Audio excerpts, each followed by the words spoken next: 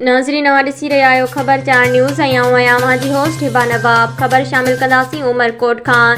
शहीद न्याणी फातिमा फरड़ो ते लिखियल नज़म पढ़ंदे नामियारो शाइर हलीम बाग़ी लुढ़क रोके न सघियो, रोईंदो रहियो। हलीम बाग़ी जे रोईंदे ऐं सुॾका भरींदे नज़म पढ़ण वारी वीडियो वायरल। नामियारो शाइर हलीम बाग़ी तबियत नासाज़ हुजण बावजूदि नज़म लिखियो ऐं पढ़ंदे रोईंदो रहियो। हलीम बाग़ी जे लिखियल नज़म हिन सवें अहिड़ियूं फातिमाऊं लुटियूं वारी वीडियो सोशल मीडिया ते वायरल थी वई। तुंहिंजे आउन सां क्यों सवें पोसरियूं, तुंहिंजे मासूम ख़्वाबनि जूं वेटियूं जॾियूं, आसमान जा ककर पए अखियुनि मां उठा, सुटका थी पए बोझल हवाऊं हलियूं। फातिमा जी अमर तूं मतां रोइजां, फातिमा जी अमर तूं मतां रोइजां। ॾींहुं चिटो हो कानून ख़ामोश हो, ॾींहुं चिटो हो ऐं कानून ख़ामोश हो। नौजवान पंहिंजी मस्ती में सरजोश हुआ, बेज़बाती हातार होॾी घुमिया,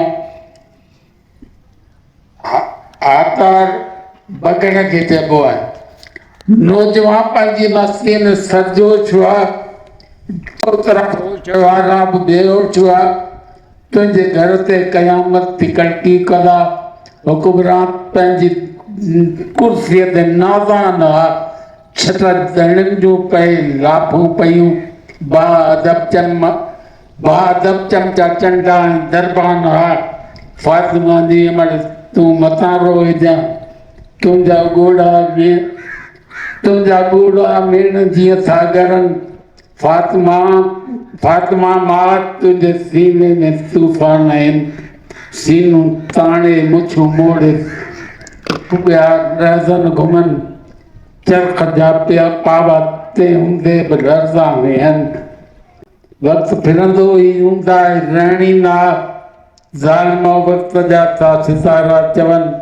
वक़्त जे काज़ीअ जे गर्दिश में ईंदो कलम, ओ कातिल तुंहिंजा ॾोह बि पिया ॾकनि। फातिमा जी अमर तूं मतां रोइजां।